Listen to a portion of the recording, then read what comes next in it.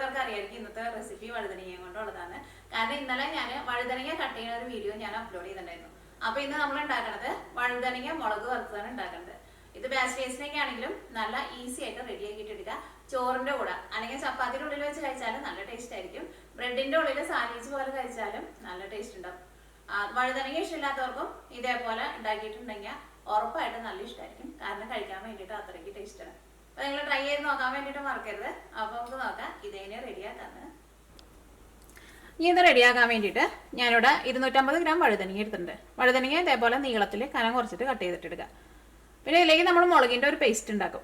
ഞാനിവിടെ സാധാരണ ഉണക്കമുളക് ഒരു 10 ഉണക്കമുളക് എടുത്തിട്ടുണ്ട്. ഇത്രയ്ക്കുള്ള വാളംപുളി എടുത്തിട്ടുണ്ട്. ഇത് രണ്ടും കൂടിയിട്ട് 1/2 ഗ്ലാസ് വെള്ളം ഒഴിച്ചിട്ട് ഇത് നന്നായിട്ടൊന്ന് തിളപ്പിക്കും. അത് കഴിഞ്ഞിട്ട് നന്നായിട്ട് ചൂടാറി കഴിഞ്ഞിട്ട് മിക്സിയിൽ ഇട്ടിട്ട് നല്ല പേസ്റ്റ് പോലെ അരച്ചിട്ടെടുക്കും. പിന്നെ ഇതിലേക്ക് നമ്മൾ മസാലപ്പൊടികളായിട്ട് ഇപ്പോൾ മുളക് പൊടി അല്ലല്ലോ ചേർക്കുന്നത്, മുഴുവനായിട്ടുള്ള മുളകാണല്ലോ ചേർക്കുന്നത്. പിന്നെ മഞ്ഞൾപ്പൊടി ചേർക്കും. പിന്നെ മല്ലിപ്പൊടി അല്ലെങ്കിൽ ഗരം മസാല ഒന്നും ചേർക്കില്ല കേട്ടോ. പിന്നെ ഞാനിവിടെ ഒരു 8 വലിയ വെളുത്തുള്ളി, ഒരു വലിയ കഷ്ണം ഇഞ്ചി നല്ല പൊടിയായിട്ട് കട്ട് ചെയ്തിട്ട് എടുത്തിട്ടുണ്ട്. പിന്നെ അതേപോലെ തന്നെ ഒരു മീഡിയം സവോള അതും നല്ല പൊടിയായിട്ട് കട്ട് ചെയ്തിട്ട് എടുത്തിട്ടുണ്ട്. പിന്നെ ഇതിലേക്ക് നിങ്ങൾ കറിവേപ്പില ഉണ്ടെന്ന് വെച്ചിട്ടുണ്ടെങ്കിൽ കറിവേപ്പിലയും ചേർക്കാം. അപ്പോൾ ഇത്രയ്ക്ക് സാധനങ്ങൾ മാത്രമേ നമുക്കിത് റെഡിയാക്കാൻ വേണ്ടിയിട്ട് മതി കേട്ടോ. അപ്പോൾ നമുക്ക് ഇനി ഒട്ടും സമയം കളയാണ്ട് തന്നെ ഇത് നമുക്ക് റെഡിയാക്കിയിട്ട് എടുക്കാം. ഇതിലേക്ക് മുളകും പിന്നെ വാളംപുളിയും ചേർക്കാം. ഒരു 1/2 ഗ്ലാസ് വെള്ളവും ചേർക്കാം. തീ ഓണാക്കാം. നന്നായിട്ടൊന്ന് തിളച്ച് കഴിഞ്ഞ് കഴിയുമ്പോൾ തീ ഓഫ് ചെയ്യാം. അപ്പോൾ ഈ മുളകൊക്കെ നല്ല സോഫ്റ്റ് ആയിട്ട് വരുമല്ലോ. ഇത് മൂടി വയ്ക്കാം. അപ്പോൾ നന്നായിട്ട് തിളച്ചിട്ടുണ്ട്. ഈ തീ ഓഫ് ചെയ്യുക. ഇത് നന്നായിട്ട് ചൂടാറി കഴിഞ്ഞിട്ട് വേണം ഇത് അരച്ചിട്ട് എടുക്കാൻ വേണ്ടിയിട്ട്. അപ്പോൾ ഇത് അരച്ചിടുക്കാനുള്ള വെള്ളം കൂടിയിട്ട് ഇതിനകത്തുണ്ട് കേട്ടോ. അപ്പോൾ നിങ്ങൾ അങ്ങനെ വെള്ളം ഒഴിക്കുമ്പോൾ കൂടുതലോ കുറവുണ്ടെന്ന് വെച്ചിട്ടുണ്ടെങ്കിൽ കൂടുതലുണ്ടെന്ന് വെച്ചിട്ടുണ്ടെങ്കിൽ കുറച്ച് വെള്ളം മാറ്റിക്കോ. പക്ഷേ 1/2 ഗ്ലാസ് വെള്ളം വെച്ചിട്ടുണ്ടെങ്കിൽ കറക്റ്റായിട്ട് വരും. പിന്നെ വെള്ളം തീരെ ഇല്ലയെന്ന് വെച്ചിട്ടുണ്ടെങ്കിൽ കൂടുതൽ നേരമായിട്ട് വറ്റിക്കാണ്ടിരുന്നാൽ മതി. അപ്പോൾ എന്തായാലും വെള്ളം ഉണ്ടാവും. ഇൻ കേസ് വെള്ളം ഉണ്ടായില്ലെന്ന് വെച്ചിട്ടുണ്ടെങ്കിൽ നിങ്ങളതനുസരിച്ചിട്ട് കുറച്ച് വെള്ളം ഒഴിച്ചിട്ട് പേസ്റ്റ് പോലെ അരച്ചിട്ടെടുക്കുക. അപ്പോൾ ഇനി നമ്മുടെ കറി റെഡിയാക്കാൻ വേണ്ടിയിട്ട് പാൻ നന്നായിട്ട് ചൂടായിട്ടുണ്ട്. ഇനി ഇതിലേക്ക് വെളിച്ചെണ്ണ ചേർക്കുക.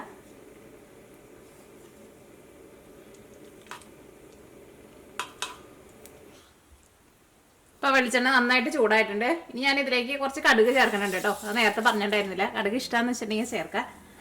കാരണം അത് കറി വെക്കുന്ന സമയത്തായിരിക്കും പെട്ടെന്ന് ഓർമ്മ വരാം കടുകിൻ്റെ കാര്യം. അപ്പോൾ നമ്മുടെ കടുക് പൊട്ടി തുടങ്ങിയിട്ടുണ്ട്. ഇന്നും കൂടി അങ്ങ് പൊട്ടിക്കോട്ടെ. കാരണം കടുക് പൊട്ടിയില്ലെന്ന് വെച്ചിട്ടുണ്ടെങ്കിൽ കടുക് നമ്മൾ കടിക്കുമ്പോൾ ഒരു കയ്പ്പ് വരും.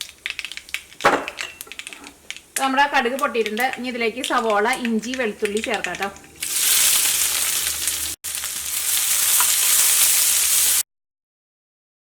ഇതിട്ട് ഇളക്കാൻ വേണ്ടിയിട്ട് നല്ല സുഖമുണ്ട് കേട്ടോ. സൗണ്ടും ഇല്ല, പക്ഷെ ഇളക്കാനാന്ന് വെച്ചിട്ടുണ്ടെങ്കിൽ നല്ല സുഖമുണ്ട്. മറ്റേ മരത്തിൻ്റെ കയ്യിലുണ്ടല്ലോ ഈ ചട്ടകം പോലെ ഇരിക്കുന്നുണ്ട്, പക്ഷെ അതിലും സുഖമുണ്ട് കേട്ടോ ഇത് ചെയ്യാൻ വേണ്ടിയിട്ട്. ഇത് ഞാൻ ഫസ്റ്റ് കേട്ടോ അപ്പോൾ ഇതേപോലെ ഇങ്ങനെ ഇളക്കാൻ വേണ്ടിയിട്ട് എടുക്കുന്നുണ്ട്. അല്ലെങ്കിൽ കറി ഇങ്ങനെ കോരി എടുക്കാൻ വേണ്ടിയിട്ട് എടുക്കാറുണ്ടായിരുന്നു. അപ്പോൾ നമ്മുടെ സവോളയ്ക്ക് നന്നായിട്ട് സോഫ്റ്റായിട്ട് വന്നു തുടങ്ങിയിട്ടുണ്ട്. ഇഞ്ചിയും വെളുത്തുള്ളിയും ഒന്നും കൂടി ഒന്ന് മൊരിയാനുണ്ട്. ഈ സവോളയുടെ ഉള്ളിൽ വെള്ളം ഉള്ളതുകൊണ്ട് തന്നെ ഇഞ്ചി വെളുത്തുള്ളിയും ഭയങ്കരമായിട്ട് നമുക്കണ്ട് പൊരിഞ്ഞു കിട്ടില്ല. പക്ഷെ ഒന്നും കൂടി ഒന്ന് കളർ മാറിക്കോട്ടെ. ഈ കളർ മാറുന്ന നേരം കൊണ്ട് നമുക്ക് ഇതിലേക്ക് മഞ്ഞൾപ്പൊടി ചേർക്കാം. മഞ്ഞൾപ്പൊടി ഞാനിതിലേക്ക് 1/2 ടേബിൾ സ്പൂണാണ് ചേർക്കുന്നത്. ഇപ്പോൾ കുറച്ച് മഞ്ഞൾപ്പൊടി കൂടുതലുണ്ട്, പക്ഷെ കുഴപ്പമില്ല കേട്ടോ. മഞ്ഞളൊക്കെ നമ്മുടെ സ്കിന്നിനൊക്കെ നല്ലതാണല്ലോ. മഞ്ഞൾപ്പൊടി നന്നായിട്ട് ഇതിൻ്റെ കൂടെ ഇട്ടിട്ട് മൊരിയിച്ചാൽ മതി. അപ്പോൾ ആ പച്ച മഞ്ഞളിൻ്റെ ഒരു പച്ച കുത്തുണ്ടല്ലോ അതുണ്ടാവില്ല. അപ്പോൾ ഇഞ്ചി വെളുത്തുള്ളി സവോളയും നന്നായിട്ടാണ്ട് വരണതിന് മുമ്പ് തന്നെ ഇനി ഇതിലേക്ക് നമുക്ക് വേറെ മസാലപ്പൊടികളൊന്നും ചേർക്കാനില്ലല്ലോ, മഞ്ഞൾപ്പൊടി മാത്രമേ ഉള്ളൂ. അപ്പോൾ അത് കുറച്ച് നേരത്തെ കൊണ്ട് ചേർക്കും. ഞാൻ ഇതിലേക്ക് കുറച്ച് വെളിച്ചെണ്ണ കൂടിയും ചേർക്കാനുണ്ട് കേട്ടോ. ആ മഞ്ഞൾ ഒന്നും കൂടി ഒന്ന് മൊരിയട്ടെ. നമ്മളിങ്ങനെ വീട്ടിൽ ഉണ്ടാക്കുന്ന സാധനങ്ങളിലൊക്കെ ഇപ്പോൾ കുറച്ച് ഓയിലൊക്കെ ചേർത്തെന്ന് വെച്ചിട്ട് കുഴപ്പമില്ല എന്ന് വിചാരിക്കുന്ന ആളാട്ടോ ഞാൻ. അല്ലെങ്കിൽ നമ്മൾ പുറത്തൊക്കെ പോയിട്ട് ഭക്ഷണമൊക്കെ കഴിക്കുക, അല്ലെങ്കിൽ പിന്നെ നമ്മൾ ചൂടാക്കിയേക്കണ ഓയിൽ പിന്നെയും ചൂടാക്കിയിട്ട് ഉപയോഗിക്കുക. അത് പ്രത്യേകിച്ച് നമ്മൾ പുറത്തൊക്കെ പോയിട്ട് വറുത്ത സാധനങ്ങളൊക്കെ വാങ്ങിച്ച് കഴിക്കില്ലേ, അങ്ങനത്തെ ഓയിലിലേക്ക് ഉണ്ടാക്കുന്ന സാധനങ്ങളാണ് കൂടുതൽ ഡേഞ്ചറസ് ആയിട്ടുള്ള കാര്യങ്ങൾ. പക്ഷെ നമ്മൾ വീട്ടിലൊക്കെ ഉണ്ടാക്കുമ്പോൾ എനിക്ക് തോന്നുന്നു, ഞാനിവിടെ സാധാരണ വീട്ടിൽ ഓയിലൊക്കെ അത്യാവശ്യം നന്നായിട്ട് ഉപയോഗിക്കാറുണ്ട്. പക്ഷെ ഞങ്ങളിവിടെ ആർക്കും കൊളസ്ട്രോളൊന്നും ഇല്ല കേട്ടോ. പക്ഷെ ഞങ്ങൾ പുറത്തുനിന്ന് ഭക്ഷണം കഴിക്കൽ ഞങ്ങൾ വല്ലപ്പോഴേ കഴിക്കുള്ളൂ. ഞങ്ങളതിന് പുറത്ത് പോയിട്ട് തീരെ കഴിക്കാറില്ല. നാട്ടിലെങ്ങാനും പോകുമ്പോൾ അങ്ങനെ നിവൃത്തിയില്ലെങ്കിൽ മാത്രമേ കഴിക്കുള്ളൂ. ഇവിടേക്ക് ആണെങ്കിലും ഞങ്ങളതിന് പുറത്ത് പോയി ഭക്ഷണം കഴിക്കാന്ന് വെച്ചിട്ടുണ്ടെങ്കിൽ ചിലപ്പോൾ കൊല്ലത്തിൽ ചിലപ്പോൾ ഒരു 2 പ്രാവശ്യം അത്രയൊക്കെ ഉണ്ടാവുള്ളൂ. അതിൽ കൂടുതലൊന്നും പുറത്ത് പോയിട്ട് കഴിക്കണ ഒരു ശീലം ഇവിടെ ഇല്ല കേട്ടോ. അപ്പോൾ നമ്മുടെ ഇതെല്ലാം നന്നായിട്ട് വഴന്നിട്ടുണ്ട്. ഇനി ഇതിലേക്ക് നമ്മുടെ മുളക് പേസ്റ്റ് ഉണ്ടല്ലോ അതാണ് ചേർക്കാൻ വേണ്ടിയിട്ട് പോകുന്നത്. തീ നന്നായിട്ട് കുറച്ച് വയ്ക്കുക. മഞ്ഞൾപ്പൊടി എന്നാലും നന്നായിട്ട് ഇതിനകത്ത് കിടന്നിട്ട് മുരിഞ്ഞിട്ടുണ്ട്. ആ മുരിഞ്ഞതിൻ്റെ നല്ല മണാക്കി വരുന്നുണ്ട്. നമ്മുടെ മുളകും പുളിയും കൂടിയിട്ട് ചേർത്തേക്കണ പേസ്റ്റ് ചേർക്കാണ്. തീ നന്നായിട്ട് കുറച്ച് വയ്ക്കുക. ഈ മുളക് പേസ്റ്റൊക്കെ നിങ്ങൾ നേരത്തെ കൂട്ടിയിട്ട് മിക്സിയുടെ ജാറിൽ നിന്ന് വേറൊരു സെപ്പറേറ്റ് പാത്രത്തിലേക്ക് നീക്കി വെച്ചോട്ടോ. അപ്പോൾ നമുക്ക് പെട്ടെന്ന് കറിയിലേക്ക് എടുക്കാനൊക്കെ ആയിരുന്നാലും എളുപ്പമായിരിക്കും. ഇതിലേക്ക് നമുക്ക് ആവശ്യത്തിന് ഉപ്പ് ചേർക്കാം. ഇത് നന്നായിട്ടൊന്ന് ചൂടായിക്കോട്ടെ കേട്ടോ. ഈ മുളകിൻ്റെ പേസ്റ്റ് ഉപ്പ് ചേർക്കാം. ഇനി ഞാനിവിടെ തീ ഒരു നന്നായിട്ട് കൂട്ടി വെച്ചിട്ടുണ്ട്. ഈ മുളക് പേസ്റ്റ് ഇതിനകത്ത് കിടന്നിട്ട് നന്നായിട്ടൊന്ന് ചൂടായി അതിൻ്റെ ഒരു പച്ച ടേസ്റ്റ് പോയി കഴിഞ്ഞിട്ട് വേണം ഇതിലേക്ക് നമുക്ക് വഴുതനങ്ങ ചേർക്കാൻ വേണ്ടിയിട്ട്. നല്ല മണം വരുന്നുണ്ട്. നമ്മൾ ചമ്മന്തിയൊക്കെ ഉണ്ടാക്കില്ലേ അങ്ങനത്തെ മണം. ഇപ്പോൾ നന്നായിട്ട് ചൂടായിട്ട് ഇങ്ങനത്തെ വെള്ളമൊക്കെ വറ്റി ഇത് നല്ല ഡ്രൈ ആയിട്ടുണ്ട്. ഒരു ആ പച്ച സ്മെല്ലൊക്കെ പോയിട്ട് നല്ലൊരു മണമൊക്കെ വരുന്നുണ്ട്. ഇനി ഇതിലേക്ക് വഴുതനങ്ങ ചേർക്കാണ്. വഴുതനങ്ങ ചേർത്ത് കഴിയുമ്പോൾ തീ നന്നായിട്ട് കുറച്ച് വയ്ക്കുക. കാരണം ഈ വഴുതനങ്ങ ഒന്ന് ചൂടായിട്ട് വരണം, അല്ലെങ്കിൽ അത് പെട്ടെന്ന് അടി പിടിക്കും. ഇനി ഞാൻ ഇതിലേക്ക് വെള്ളമൊന്നും ചേർക്കണില്ല കേട്ടോ. കാരണം വെള്ളം ഒഴിക്കാണ്ട് തന്നെ വഴുതനങ്ങ നന്നായിട്ട് ചൂടായി കഴിഞ്ഞ് കഴിയുമ്പോൾ തന്നെ വഴുതനങ്ങയുടെ ഉള്ളിൽ അധികം വെള്ളമൊന്നും ഉണ്ടാവില്ല. പക്ഷേ വഴുതനങ്ങ അധികം വേവൊന്നും ഇല്ലല്ലോ, പെട്ടെന്ന് നമുക്ക് വെന്ത് കിട്ടും. അപ്പോൾ ഇതിലേക്ക് നമ്മൾ വെള്ളം ചേർക്കണ്ട.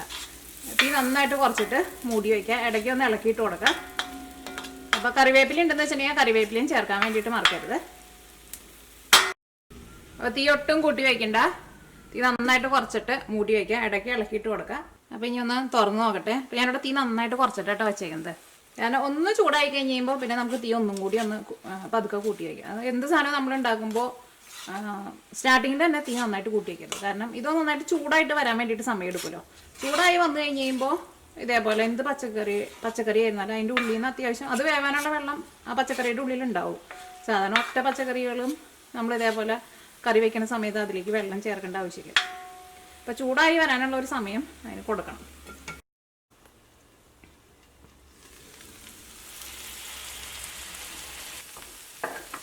നമ്മുടെ വഴുതനങ്ങ ഒരു ഇതൊക്കെ നന്നായിട്ട് വെന്തിട്ടുണ്ട്. അപ്പോൾ ഞാൻ ഇതിലേക്ക് കുറച്ച് ശർക്കര ചേർക്കുന്നുണ്ട് കേട്ടോ. അപ്പോൾ പുളി ചേർത്തിട്ടുണ്ടല്ലോ. അപ്പോൾ ശർക്കര കുറച്ച് ഒരുപാട് ചേർക്കണ്ട. അതെനിക്ക് ഇഷ്ടമുണ്ടെങ്കിൽ ചേർത്താൽ മതി. അതുകൊണ്ട് ഞാൻ ചേർത്ത് കഴിഞ്ഞ് കഴിയുമ്പോൾ കുറച്ചും കൂടി നല്ലൊരു ടേസ്റ്റ് ഉണ്ടാവും. അപ്പോൾ ഇത് കാണാൻ തന്നെ നല്ല ഭംഗിയില്ലേ. ഇതിലേക്ക് നിങ്ങൾ വെള്ളമൊന്നും ചേർക്കാണ്ട് ഇതേപോലെ ചെറിയ തീയിലിട്ടിട്ട് ഇങ്ങനെ വേവിച്ചിട്ട് എടുക്കണം. അപ്പോൾ ആ മുളക് പേസ്റ്റിൽ കിടന്നിട്ട് അങ്ങോട്ട് വെന്ത് വരുമ്പോൾ തന്നെ കാണാനാണെന്ന് വെച്ചിട്ടുണ്ടെങ്കിൽ നല്ല രസമാണ്. ഇത് ചോറിൻ്റെ കൂടെ അല്ലെങ്കിൽ ചപ്പാത്തിയുടെ കൂടെ എന്തിൻ്റെ കൂടെ കഴിച്ചാലും നല്ല രസമാണ്. അപ്പോൾ ഈ തീ ഓഫ് ചെയ്യുക. ഇത് നമുക്കൊരു സെർവിങ് പ്ലേറ്റിലേക്ക് പകർത്താം. ഇപ്പോൾ നമ്മൾ 250 ഗ്രാമിൽ എടുത്തിട്ടുണ്ടായിരുന്നുള്ളൂ. എന്നാലും ഇത് എന്തൊക്കെ വന്നു കഴിഞ്ഞപ്പോൾ ഇത് അത്യാവശ്യം ഉണ്ട് കേട്ടോ. ഇതിപ്പോൾ ഒരു 4 പേരുള്ള ഒരു ഫാമിലിക്ക് കഴിക്കാനുള്ളതുണ്ടാവും. പിന്നെ എന്ത് സാധനം നമ്മൾ കുറേ ഉണ്ടാക്കി വെച്ചിട്ടുണ്ടെന്ന് വെച്ചിട്ടുണ്ടെങ്കിൽ ആർക്കും കഴിക്കാൻ വേണ്ടിയിട്ട് അത്രയ്ക്ക് ഇഷ്ടം ഉണ്ടാവില്ലല്ലോ. തികയാണ്ട് എന്ത് സാധനം വന്നു കഴിയുമ്പോഴായിരിക്കും എല്ലാവർക്കും ആ സാധനത്തിനോട് കൂടുതൽ ഇഷ്ടം ഉണ്ടാവുക. അപ്പോൾ ഇത് ഞാനൊരു സെർവിങ് പ്ലേറ്റിലേക്ക് പകർത്താട്ടോ.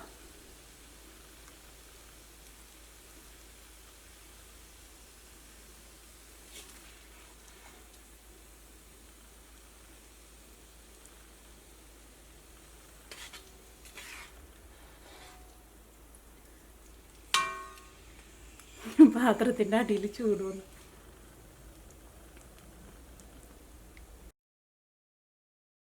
റെഡി ആയിട്ടുണ്ട്. ഇത് കാണാൻ വേണ്ടിയിട്ട് നല്ല ഭംഗിയില്ലേ, അതേപോലെ തന്നെ കഴിക്കാനും നല്ല ടേസ്റ്റ് ഉണ്ട്. കാരണം വഴുതനങ്ങ ഇഷ്ടമില്ലാത്തവർക്കും നല്ല ഇഷ്ടമുണ്ടാവും. അപ്പോൾ ഇനി ഞാൻ ഈ വഴുതനങ്ങ കട്ടാക്കി ചെയ്യുന്ന ഒരു വീഡിയോ ഇതിന് മുമ്പത്തെ എപ്പിസോഡിൽ ചെയ്തിട്ടുണ്ടായിരുന്നു. അപ്പോൾ അതിനകത്ത് ആരും എഴുതിയിട്ടുണ്ടായിരുന്നു, പേര് ഞാൻ ഓർക്കണില്ല കേട്ടോ, മറന്നുപോയി. ഹസ്ബൻഡിന് ഭയങ്കര ഇഷ്ടമാണ് വഴുതനങ്ങ. എനിക്ക് വഴുതനങ്ങ ഇഷ്ടമില്ല എന്ന് പറഞ്ഞിട്ടുണ്ടായിരുന്നു. അവർക്ക്, എനിക്കല്ല കേട്ടോ. അപ്പോൾ അവരും ഉണ്ടാക്കി നോക്കാം. കാരണം ഇതെല്ലാവർക്കും നല്ല ഇഷ്ടമാവും, നല്ല ടേസ്റ്റാണ്. ഇതിനകത്ത് ആ പുളിയും ആ എരിവൊക്കെ വന്നു കഴിഞ്ഞപ്പോൾ ഏതാണ്ട് നമ്മൾ അച്ചാറൊക്കെ കഴിക്കുന്ന പോലത്തെ ഒരു ടേസ്റ്റാണ്. അപ്പോൾ നിങ്ങൾ ഉറപ്പായിട്ടും ട്രൈ ചെയ്ത് നോക്കാം. പിന്നെ ചെറിയ തീയിലിട്ടിട്ട് തീ ഒന്നും കൂട്ടി വയ്ക്കാണ്ട് റെഡിയാക്കിയിട്ട് എടുക്കുക. തീ അങ്ങനെ കൂട്ടി വെച്ചിട്ടുണ്ടെങ്കിൽ ഉറപ്പായിട്ട് അടിയിൽ പിടിക്കും. അടിയിൽ പിടിച്ചിട്ടുണ്ടെന്ന് വെച്ചിട്ടുണ്ടെങ്കിൽ ഒരു പുകയുടെ ടേസ്റ്റൊക്കെ വരും. അപ്പോൾ ഇനി വേറൊരു റെസിപ്പിയായിട്ട് അടുത്ത എപ്പിസോഡിൽ വരാം. അപ്പോൾ മിയ കിച്ചൻ്റെ പുതിയ റെസിപ്പികളൊക്കെ ഇടുമ്പോൾ നിങ്ങൾക്ക് അതിൻ്റെ നോട്ടിഫിക്കേഷൻ വേണമെന്ന് വെച്ചിട്ടുണ്ടെങ്കിൽ മിയ കിച്ചൻ സബ്സ്ക്രൈബ് ചെയ്യാൻ വേണ്ടിയിട്ട് മറക്കരുത്.